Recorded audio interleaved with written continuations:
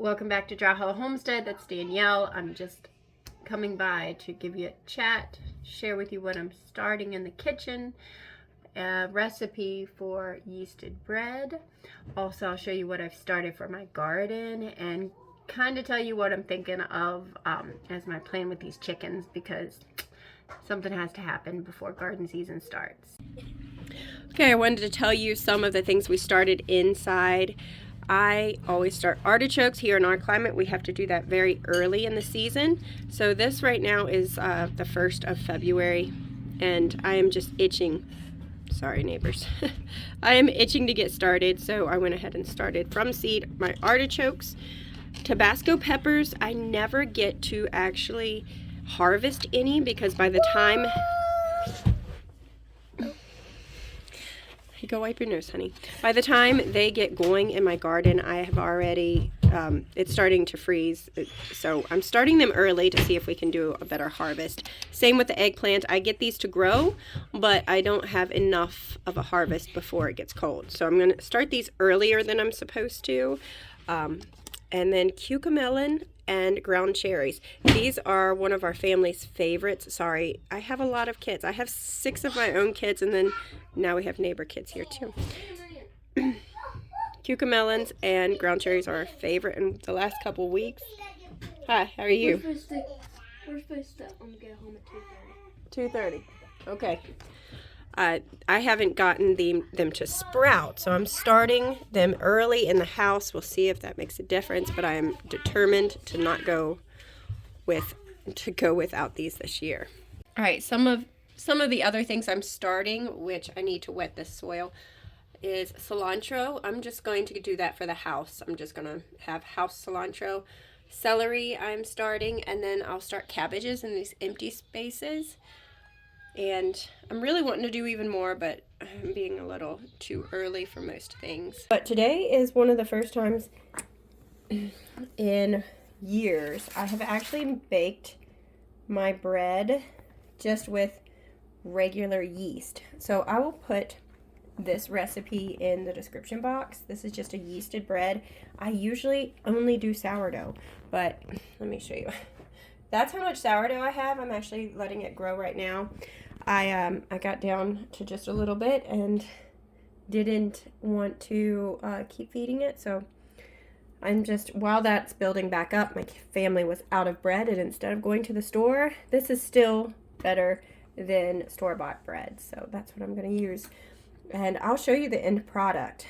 But if you just start with this, you can make a big difference in your grocery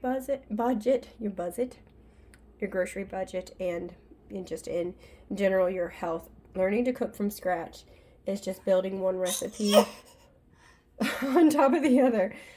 What was that, Daniel? I'm trying to decide which pan I like more. I really like my Lodge.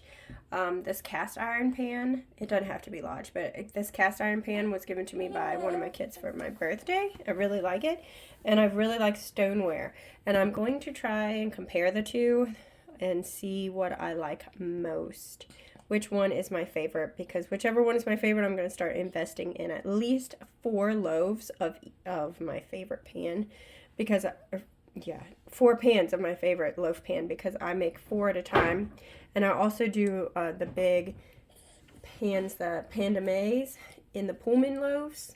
But I don't always. Sometimes I do this. You never know what you're going to do. But this is what I started baking bread doing, is this yeast bread. Oh, goodness. So I really encourage you to at least start somewhere, and this is a great place to start, and just keep building on that. Just do that for 6 months until it's so simple and easy that you don't even have to think about it. You just do it every other day, or whatever your family size needs.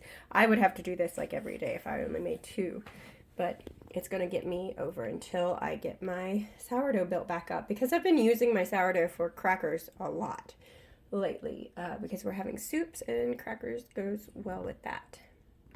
Maybe you can see me. I hope you can.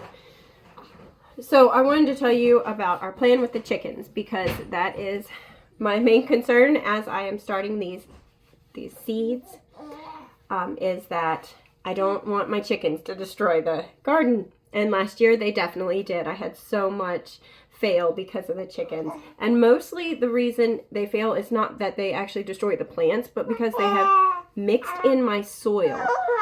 Yes. And I have a ground cover on top, which is usually straw, or right now we have leaves. Just something covering the ground that helps with the weeds as a barrier for the ground. Is that right? Is that right? And they have dug it. They scratch into it and they have completely mixed it. So what we are going to... Yeah. Yeah. So what... Maybe I can't do this right now. I might have to come back later. Daniel is 4 months old now. And he is so active. He's drooling like a big kid. And he's talking all the time. And he's trying to move around on the floor. But he's too little. He's supposed to stay small. But he is now graduated to the fact that he can hold himself up so well. I put him on my back, which is freeing me up to do all kinds of stuff because his favorite place to sleep is right on top of me or on me, touching me. So I'm really excited about this gardening season because we're going to be outside in the garden all the time. I cannot wait. So the chickens that we have are about between 35 and 50 probably. They're kind of the mafia of our farm. And they destroyed so much last year. Because they mixed in the soil, if you're following along. Yeah. But we're going to try a new system with the chickens. We're going to actually pin them into a run. And hopefully we can make it light enough to where we can make it mobile. So that they're not constantly on the same little scratch pad of dirt. And... And hopefully I can let them out a couple, hours a day that I'm outside because I'll be outside plenty. And we do need to get our numbers back down. We have probably 35 to 50 chickens. Only 8 of them are from last year. You're silly. I'm not talking to you. What's happening? We need to get the old ones out. We need to process them or, yeah. Oh, spit up. Okay. Cleaned that mess up. So, I want to have chickens. I will always want to have chickens. Might not need quite as many as we have right now. So, we need to narrow it down, refresh our herd every year. Just get in control of this. Get in control. Because right now we're not. But let me show you our eggs. This is why we're doing the dang thing, though. Because look at them. They are gorgeous. The yolks are so bright orange. And I don't really want that to change, but it might have to in order for me to still have a very productive garden. We're doing this. And then my next step in course of action is to get a fence around my garden. But I don't really want to do that because there's only a couple of spaces that are for me, very beautiful. And my garden is one of them. And a chicken fence around it might not be. But if that's what I need, I will do that. But so we're going to start with the coop. It's like a run. It's got it's a kennel that has a roof on it. So the chickens can't get out. And I will bring you along after we get that and get it up and moving. Also, I want to let you know, if you've been paying attention to these my husband's bees that he caught or cut the tree down and brought here, they are doing awesome.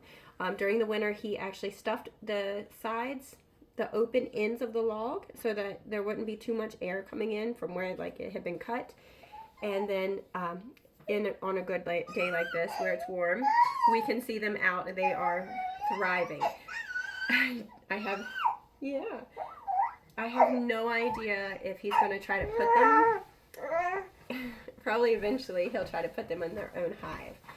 But right now they are really doing well, and they have cleaned up any honey that was spilling out. I think that's all the talking I'm going to get to do.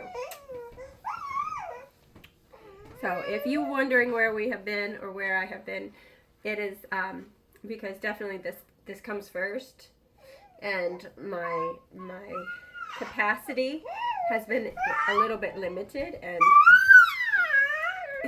this comes first, like I said, in feeding my family, and a stressful mother is not a good thing for anybody. So we're gonna go change clothes because now we're soaking wet. Say hi, look at that baby. Is that you? Who's that baby? Oh, hi. Say hi. Here it is after I have popped them out of the oven. I'm trying not to get my shadow in it. This was the cast iron, which I did have it catch and stick just a little bit on the side. So it took a little bit to get it out. Just took me a second to get it out. But this is the color of the crust. And then this is actually on its side. That way you can see the bottom. And then this was the oh, give me a second. My mom brain is so off. It's so bad right now. Okay, my stoneware, it just popped straight out, no sticking whatsoever. And it is still really dark. I mean, definitely just a little bit darker on the sides with the cast iron. But underneath, it's pretty dang close. And let me see if I can. Yeah, they're just beautiful. They're beautiful pieces of bread, and it's a great, so much better than store-bought bread. You definitely need to let them cool before you cut any homemade bread, because it still has a lot of steam built up inside that bread. And when you cut it, you're going to let it steam out, and it's going to become gummy. So as I was saying before my camera turned off, if you have to cut into a loaf, you just cannot help it. You have to cut into a loaf of bread while it is still warm.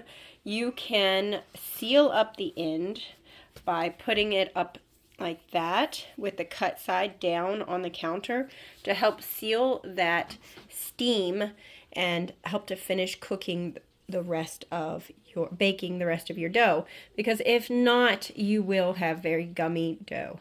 It releases the steam, and that will happen. So there's a tip for you. So these look great. I still can't decide. I hate the shadow, sorry. There's no sunshine right now. They're beautiful. And I really cannot decide which one I like better. So I might end up just getting another of each. Yeah, who knows? We'll see. Thanks for stopping by. I'll talk to you again next time. God bless, and I speak Jesus over you. Bye.